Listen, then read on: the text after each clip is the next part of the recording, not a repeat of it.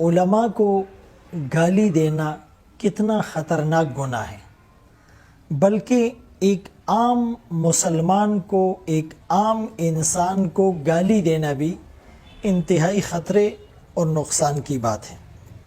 بانی تبلیغ مولانا محمد الیاس رحمۃ اللہ علیہ، اللہ ان کی قبر پر کروڑوں رحمتیں نازل فرمائے، ان سے کسی نے پوچھا کہ حضرت، کسی عالم کے قول اور فعل میں تضاد ہو، اس کے کردار اور گفتار میں خامی ہو، تو ہم اسے برا کہہ سکتے ہیں، اس کی غیبت کر سکتے ہیں، اسے لعن طعن اور تشنیع کا نشانہ بنا سکتے ہیں؟ مولانا الیاس رحمۃ اللہ علیہ مثال کے ذریعے سے سمجھانے لگے، ایک کارخانہ ہے جس میں قرآن کریم کی چھپائی ہوتی ہے، اور غلطی سے کچھ صفحات آگے پیچھے ہو جاتے ہیں، کچھ لائنیں اوپر نیچے ہو جاتی ہیں، اس کی سیکوینس غلط ہو جاتی ہے، تو آیا قرآن کریم کے ان اوراق کو ہم ڈسٹ بن میں، کوڑا دان میں، کچرے میں پھینک سکتے ہیں؟ اس کی بے ادبی، اس کی توہین کر سکتے ہیں؟ سائل کہنے لگا ہرگز نہیں۔ مولانا الیاس رحمۃ اللہ علیہ پوچھنے لگے کہ بھائی یہ صفحات آگے پیچھے ہو چکے ہیں، لائنیں اوپر نیچے ہو چکی ہیں، اس کی سیکوینس اور ترتیب بدل چکی ہے، تو اب اس کی توہین کرنے میں کیا گناہ ہے؟ وہ سائل کہنے لگا حضرت، جو بھی ہے، جیسا بھی ہے تو قرآن ہے، تو قرآن کریم کی آیات ہے، تو مقدس اوراق۔ مولانا الیاس رحمۃ اللہ علیہ فرمانے لگے، بالکل اسی طرح ایک عالم کے قول اور فعل میں اگرچہ تضاد ہے، اس کا کردار اگرچہ مثالی نہیں، اس کی گفتار اگرچہ تمہیں پسند نہیں، اس کی ذاتی بہت سی خامیاں ہیں، لیکن ہے تو عالم، اس کے سینے میں قرآن ہے، اس کی نسبت رسول اللہ صلی اللہ علیہ وسلم کے ساتھ ہے، وہ منبر اور محراب کا وارث ہیں، لہٰذا اس کے برے عمل کی پوچھ اس سے میدان محشر میں اور قیامت کے دن ہوگی، ہم اس کے مکلف اور ذمہ دار نہیں ہیں۔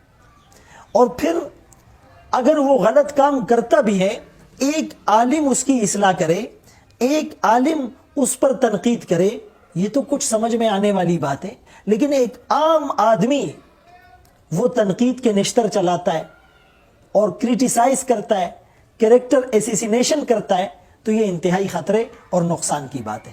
اور پھر اگر کسی کو منع کیا جائے، کسی کو سمجھانے کی کوشش کی جائے کہ بھائی یہ تمہارے ایمان کے لیے خطرے کی بات ہے، تو وہ آگے سے جواب دیتا ہے کہ جی یہ تو علماء سو ہیں، اور جو فضائل تھے وہ تو علماء حق کے لیے تھے۔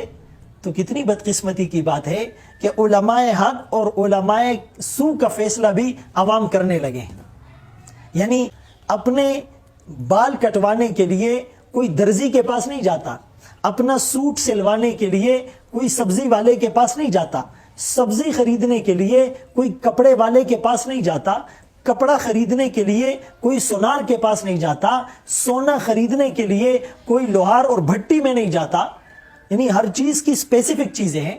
یعنی ڈاکٹر بننے کے لیے آپ کو میڈیکل کالج جانا پڑے گا، انجینئر بننے کے لیے آپ کو انجینئرنگ کالج جانا پڑے گا، اور آپ کو بیچلر آف ایجوکیشن کے لیے آپ کو اس کی خاص یونیورسٹی میں جانا پڑے گا۔ لیکن دین بیچارہ اتنا مظلوم ہے، علماء بیچارے اتنے لاوارث ہیں کہ جس کے جی میں جو آئے، جب آئے، جیسا آئے، جہاں آئے، وہ فوراً اس پر وار کر دیتا ہے۔ لہٰذا گالی مولانا طارق جمیل صاحب کو دی جائے، یہ بھی برا ہے، گالی مولانا فضل الرحمان صاحب کو دی جائے، یہ بھی برا ہے، ایون کہ گالی غیر مسلم کو دی جائے، یہ بھی برا ہے۔ گالی اور گولی کی سیاست سے ہم کب باہر آئیں گے؟ اسی لیے خدا را آپ اس بات کو یک طرفہ نہ لے۔